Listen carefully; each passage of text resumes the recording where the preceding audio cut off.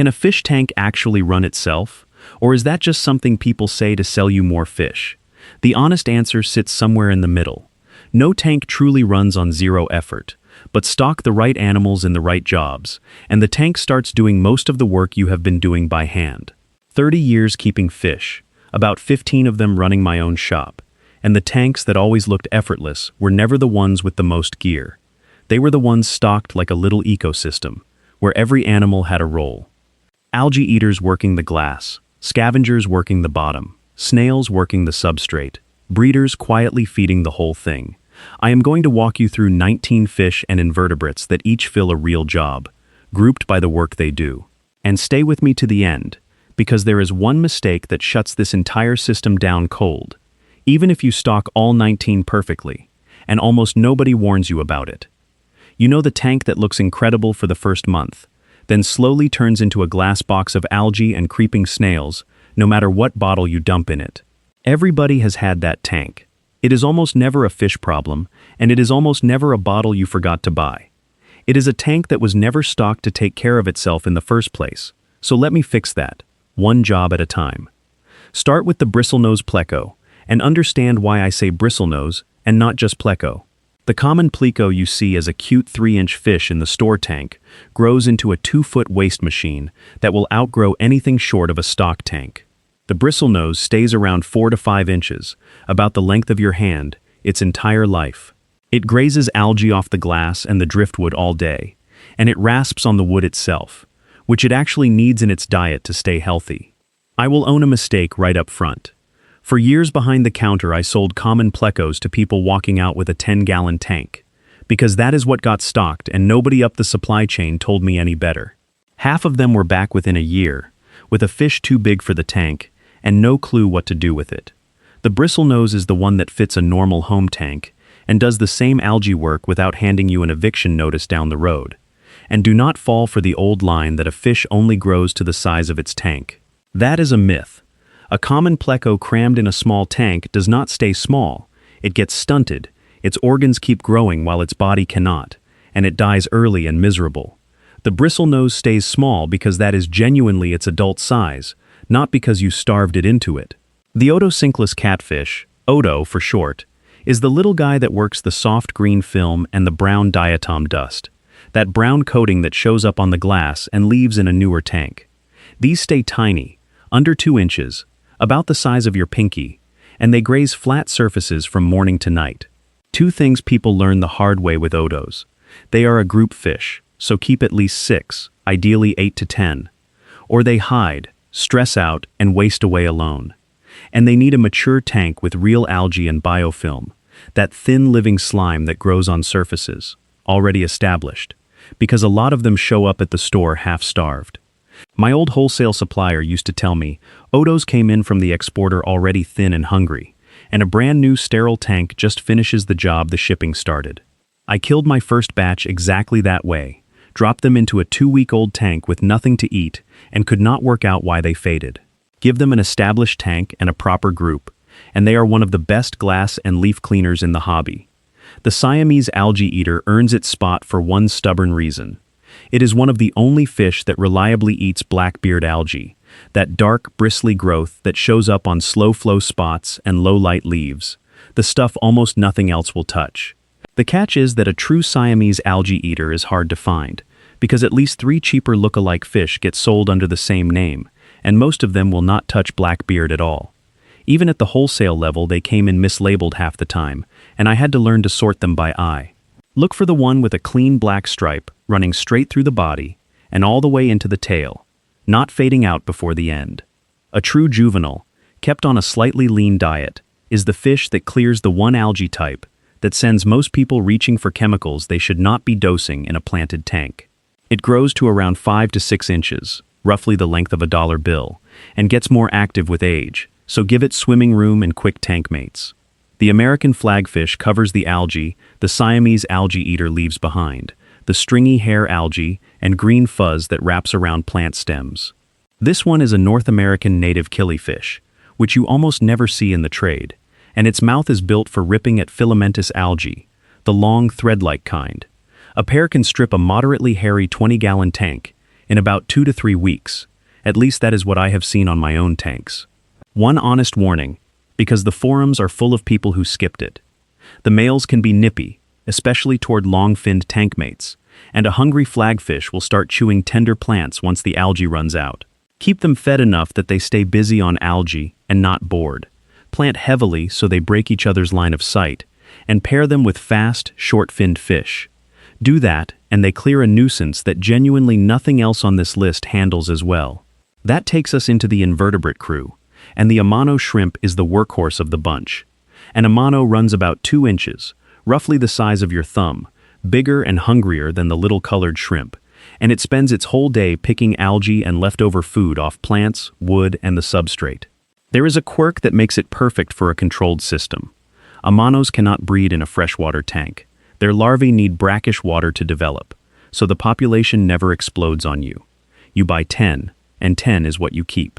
The bioload, meaning the amount of waste the animals add to the water, stays flat and predictable, which is exactly what you want in a balanced tank. A group of them in a planted 20 to 30 gallon setup grazes soft algae around the clock and never becomes a population you have to manage. The cherry shrimp is the Amano's opposite, and running both is the point. Cherry shrimp, a type called Neocaridina, stay about an inch, roughly the size of a paperclip, and they graze biofilm and algae in every crack and crevice the bigger animals cannot fit into. Unlike the Amano, they breed easily in plain freshwater, so a starter group of 10 becomes a self-replenishing colony, and the constant trickle of tiny shrimplets turns into free live food that other fish pick off. That is a feature, not a bug. The colony quietly feeds the tank. I stick to Neocaridina for most people because they tolerate a wide range of water, soft or hard, where the fussier Caridina shrimp want very specific soft water and will melt if you get it wrong. This is also the right moment for the one rule I will never stop repeating. When a shrimp colony or a snail population outgrows the tank, you rehome the extras or hand them to a fish club. You never ever dump them, or any fish or plant, into a creek, a pond, or a storm drain. It is illegal in most states, and released aquarium animals have wrecked real waterways all over the country. Give them away. Do not release them. Nerite snails are the best hard surface algae grazers you can put in a tank, full stop. They rasp off green spot algae, that hard, flat, dot-shaped algae that most cleaners cannot even dent, using a tongue like a strip of sandpaper, and they will work glass, rock, and driftwood without ever touching your plants. The useful part for a balanced tank is their breeding, or rather the lack of it. Nerites cannot reproduce in fresh water either. They need brackish water for the eggs to hatch, so they will never overrun you, and they handle hard tap water without complaint. The only real downside is cosmetic. They lay little white eggs, hard specks about the size of a sesame seed, on the glass and hardscape that will not hatch and do not scrub off easily. That is the entire trade-off, a few harmless white dots in exchange for a snail that keeps hard algae in check for years and never breeds out of control. And if you are on hard tap water, the kind of high mineral water you get across a lot of the Southwest, nerites actually do better than most, because that hardness keeps their shells strong instead of pitting them the way it can in very soft water.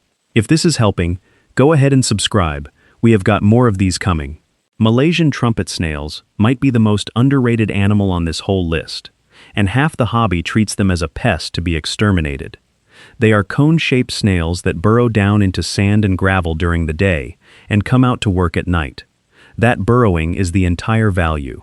As they tunnel, they keep the substrate loose and stop dead pockets from forming deep in the bed, the kind that can build up foul gas over months in an undisturbed sand bottom. They also eat buried leftover food and waste you could never reach with a siphon. One thing you have to read correctly. If their numbers suddenly boom, that is not a snail problem. That is your tank telling you that you are feeding too much, because they multiply to match the leftover food. Fix the feeding, and the population settles right back down. Treat them as a gauge, not a plague. Ramshorn snails are the flat, coiled ones that clean up detritus and algae fast, and they breed quickly in a well-fed tank. I will admit I spent years scooping these out and cursing them as pests before it finally clicked. They were doing 2 jobs at once, eating waste and turning it into more snails. And those extra snails are live food for anything in the tank that eats them. A few loaches or a couple of assassin snails keep their numbers in check, while the ram's horns keep the surfaces clean. Same lesson as the trumpet snails: if they are exploding in number, look hard at your feeding before you blame the snail. Assassin snails are the natural answer to a snail population that got out of hand. They are small, striped, and they hunt other snails. So if your ram's horns or hitchhiker pest snails boomed, a handful of assassins will quietly thin the herd for you over a few weeks. They work slowly, and they will not wipe out a well-fed colony overnight, which is exactly what you want: controlled and not scorched earth. Think of them as the tank's own pest control that never needs a refill. My reef-keeping brother-in-law spends a small fortune on gadgets and dosing pumps for problems that, on my side of the hobby, a $2 snail just handles on its own. I try not to bring it up at holidays, mostly. The rest of the list is about the bottom, the surface, and the breeders that keep the whole thing fed. Corydoras catfish, Cories for short, are the classic bottom crew.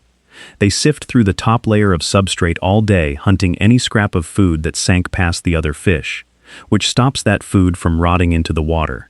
They are hardy, peaceful, and they are a group fish, so keep at least 6, ideally more, or they get stressed and stop coming out. One thing people get wrong: Cories are not a cleanup fish you feed nothing to.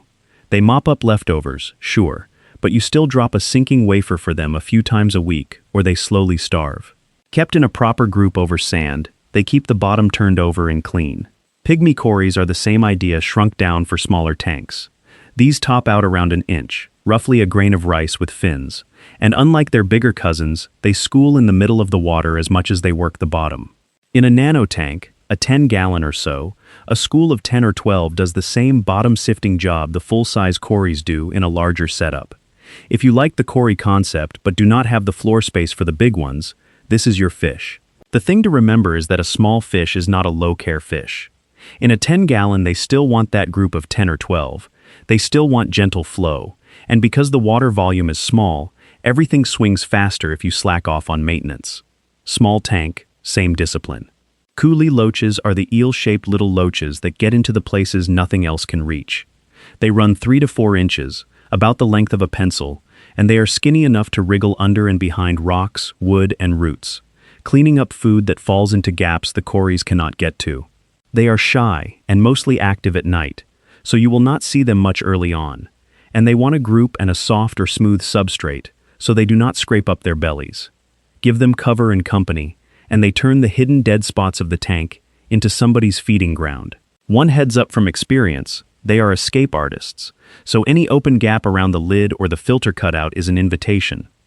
I have found more than one dried on the floor behind a tank stand over the years, which my wife, who calls the fish room the swamp and has never tested a drop of water in her life, has strong opinions about. Guppies are where the self-feeding part of the system really kicks in. They breed constantly.